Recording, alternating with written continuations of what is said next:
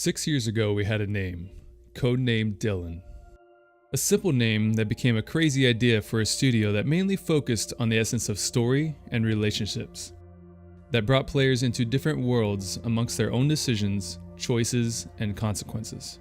But how could one create a dynamic story without these direct relationships while still maintaining the essence of story and adding in the aspect of an open world multiplayer action RPG? 4 years later, we no longer had a code name. We had a future game known as Anthem and a trailer at E3 that caught the world by surprise.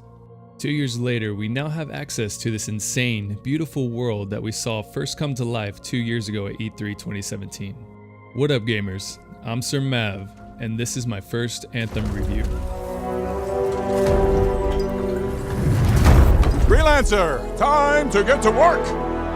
Faye said these bastards made some kind of acid. They're using it as a weapon.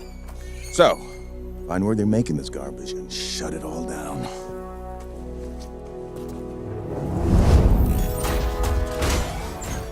So Anthem, amidst its first couple of weeks of being officially launched, has had both its criticisms and praise from critics, influencers, and other gamers alike. If you were looking for a negative review, this will not be one. I believe in positivity and constructive criticism where needed. For some, Anthem will be their favorite game of all time from a renowned studio. For others, it will be the worst game that ever hit BioWare's books. But whatever your viewpoint before and after this review, know that everyone has certain tastes and appeals in different games. This review itself will be mine and mine alone, constructively critiquing what I like and dislike about the game. Simple as that.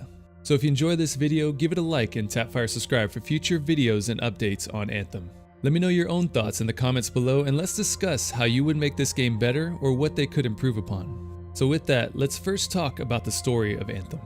Don't worry, there will be no spoilers here. The story of Anthem is best viewed and experienced by the player themselves. Though not the typical BioWare story with relationships and a mass of different decisions to draw upon different scenarios, this is still a BioWare dimension through and through. From quirky characters like Bryn to the rambunctious nature of Owen, each character within Anthem has their own unique personality, flair, and mannerisms that are easily seen through their facial animations. From the very start of the game, you are thrown in, and I mean literally thrown into this world, finding yourself and preparing you for the potential of what's to come. But if you're looking to have everything thrown to you within this story, that is not the case. You have the critical path story, and then you have a library of knowledge at your disposal that comes from exploring the world, reading through the Cortex, and roaming around Fort Tarsis as you interact with various characters and conversations. So one thing to not expect from Anthem is the whole story presented to you on a silver platter. Some knowledge will have to be read through for more background, while other tales are yet to come. The truth of it is, Anthem is not your typical story. What we have currently is more of a prologue of what's to come, and with many questions left unanswered. But through it all, I was engaged and baffled by some of the plot twists that awaited me. Some I saw coming, while others were a sweet surprise. Me personally, I enjoyed the story Anthem portrayed in, by definition, this first prologue of iteration. Although it left me wanting, it left me waiting for more. Waiting for more on what's to come with this world, more on what future holds for my freelancer and the other characters within Fort Tarsis. And the end, well, the end leaves you with a glimpse of an unbeknown future that I'm excited for and ready to dive into. While the critical path does seem to be a bit short, one must also remember that there are underlying pieces of the story found within the contracts we partake in with other factions about Fort Tarsis. Truly a prophetic enunciation of my story, as BioWare suggested early on before the game even released. Although some may say that it was a waste of money and the story was too short, I think they are not looking at the bigger picture and the potential of what's to come. The story already entails that this is only the beginning and that more is right upon our doorstep. We'll talk more on this in the last portion of this review. While the story kept me engaged, it would be nothing to me without the in-between, which leads me to the combat and mechanics of Anthem. If the story of Anthem left you wanting, the core of Anthem with its combat, flight, and ability mechanics left you staying for more. I'm also not going to sugarcoat it. As with any game, Anthem has its bugs. From abilities getting stuck, pink screens, and pilot errors, there is still more work to be done within the coding of this game. But through it all, the core of the game is what keeps me coming back. Even with the bugs, the BioWare team has been quick to respond and dish out hotfixes and patches as bugs make their face known, but none of these bugs have kept me from having fun. The captivation of making me feel like my own Iron Man or an all-out badass of the air and ground is why I have spent over 100 hours within this game. To me, this is why my investment has been greatly profited from. Anthem offers an array of different playstyles through each javelin. You can be your own Hulkmaster tank with a shield by fielding the Colossus, rain the heavens down on your enemies with the Storm, become your very own Flash Ninja with the Interceptor, or equip the all-around soldier of the Freelancers through the Ranger. Each class then further expands upon their own playstyles with a change-up through their own unique abilities. Each ability and combinations thereof change your approach on objectives, and then the inclusion of squad makeup further expands upon the strategies used within the harder content of Anthem. Me being a pursuer of all playstyles, I've had fun embellishing each Javelin suit and most of their abilities with still more to try out. As a hardcore gamer, I just love the complexity that Anthem offers and how you equip your Javelin with different abilities, the pursuit for perfect inscription rolls and properties on your gear, and the overall creativity of builds that allows me to reign over my foes. But even casual gamers not looking to min-max a build in Anthem can still have fun with their friends and other players within the world. And the flight mechanics are just on point, and I may be an oddball here, but having the option to invert different controls helps me immensely in the control of my Javelins. All in all, I think the flight and combat mechanics are the core to Anthem and what will keep it going for the future. I also love that the dev team has planned out these mechanics with the future in mind, knowing all full and well that we would someday want different ultimate abilities and different melee abilities at our helm. So in that, if you love creating builds, flying like Iron Man, bashing enemies into oblivion, and just want to feel like an overall badass, Anthem has you covered. I do still think the map systems need some work though, which the dev team has also informally addressed through feedback from the community. But no, I don't think there needs to be a mini-map. Being a story-driven multiplayer game as such, I want to feel immersed within the world of Anthem, so I'm good with the compass provided to me at the top of the HUD with all of the information. I would definitely like to see the waypoints added to the map that squad mates can see when grouped up. Even a ping system would be amazing to allow for further communication with other players not in chat, and I would also like to see another added feature to the widgets for players in our squad. Somehow I want to be able to see what abilities members of my squad have equipped. This will help inform me of what abilities I can prime and detonate off of, and what support they bring to the table. Also, another yellow bar below the team member's health on the widget would be great so that we can easily coordinate ultimate syncs in game and even ability syncs to another player's ultimate for devastating combos on targets. There are a few abilities I do think need a rework of some kind too though. One example being the Burning Orb has already been addressed by the BioWare team. This is simply due to the fact that the ability's charge action can be easily spammed, and it hits like a truck.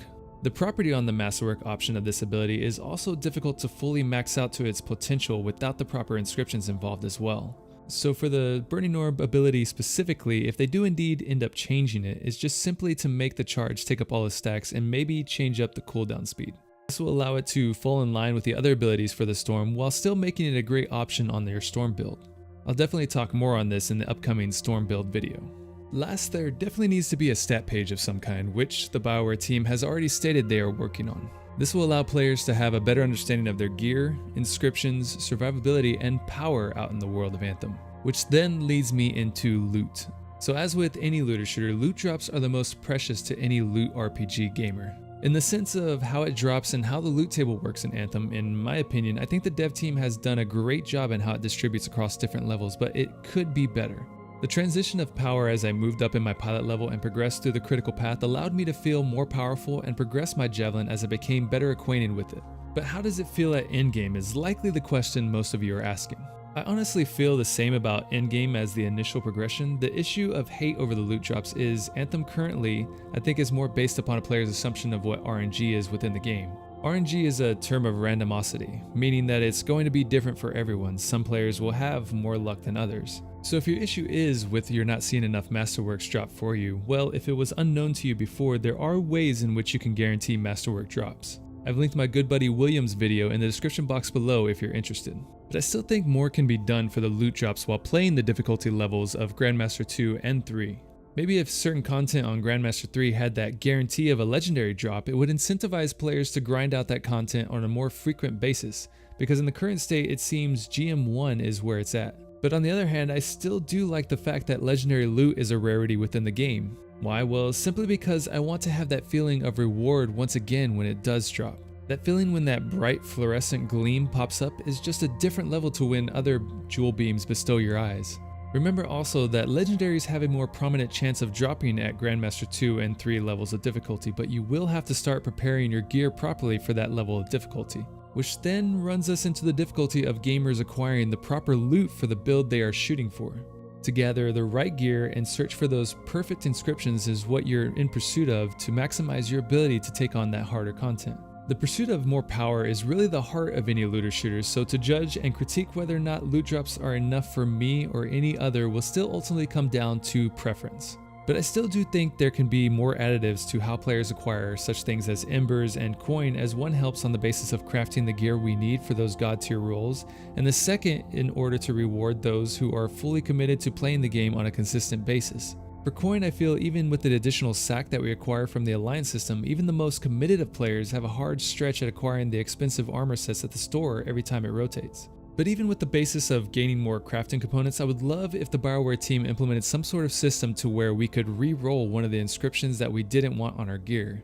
I don't know, maybe I'm spoiled by the vision where I could re-roll 2 components on my gear to fit my playstyle needs. I just think the system like this would offer so much viability in min-maxing our builds instead of hoping that RNG drops in our favor, thus allowing players to take on the harder content and gain an advantage on the increased drop rates of legendary gear at those higher levels.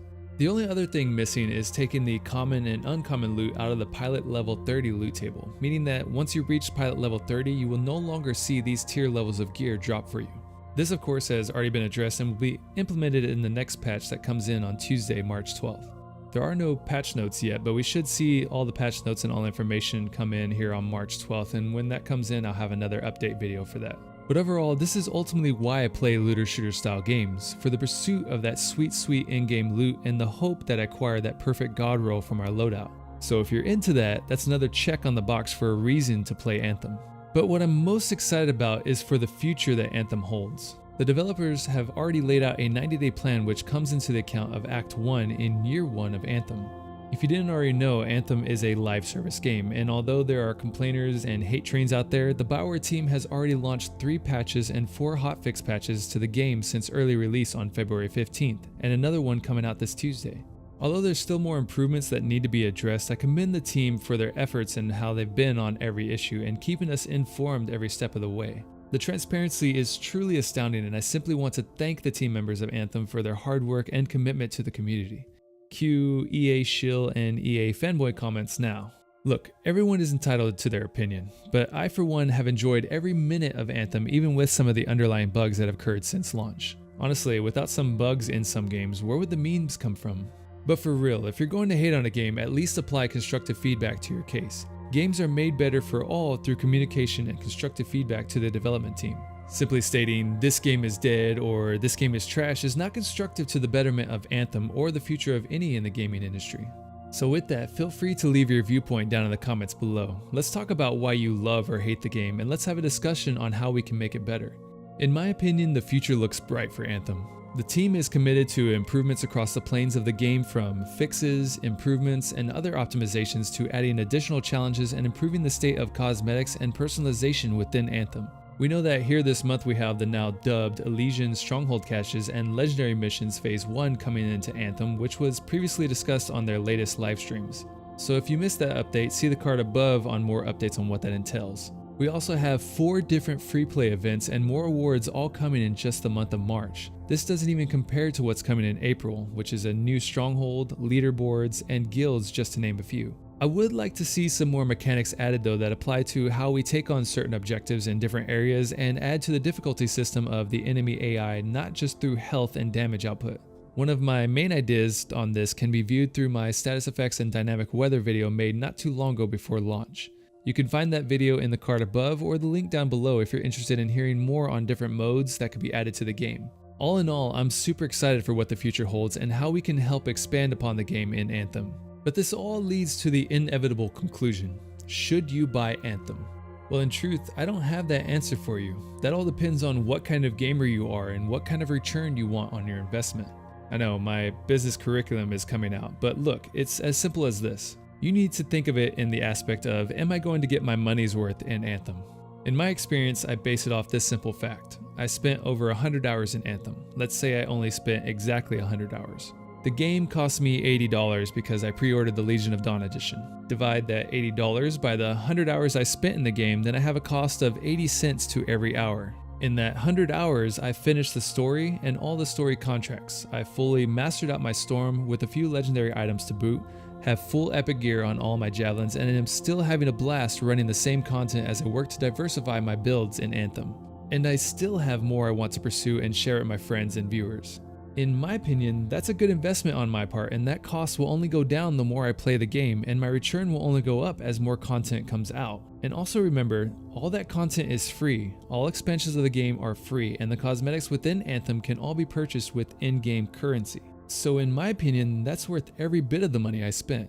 And if you're still on the whim due to the stories about bugs, the only annoying one that I've encountered is really the quick play bug. But this bug, along with the 300 other fixes and changes, will be addressed within this next patch on Tuesday. Still, the decision on whether or not you should buy rests upon your shoulders. Are you going to get your money's worth, and are you going to have fun? I undoubtedly think you will in this broad, expansive, and mysterious world, but again, it depends on what type of gamer you are. I think BioWare has truly created something phenomenal here, and I can't wait to dive back in. Speaking of diving back in, I'm gonna go play some more. Maybe I'll see you out there one day in the world of Bastion. And that's my review on Anthem. If you enjoyed, it would be much appreciated if you hit that like button or dislike button. It's up to you. And if you want more on Anthem, be sure to tap fire subscribe for future content and updates. Until next time, gamers, this is Sir Mav, signing off.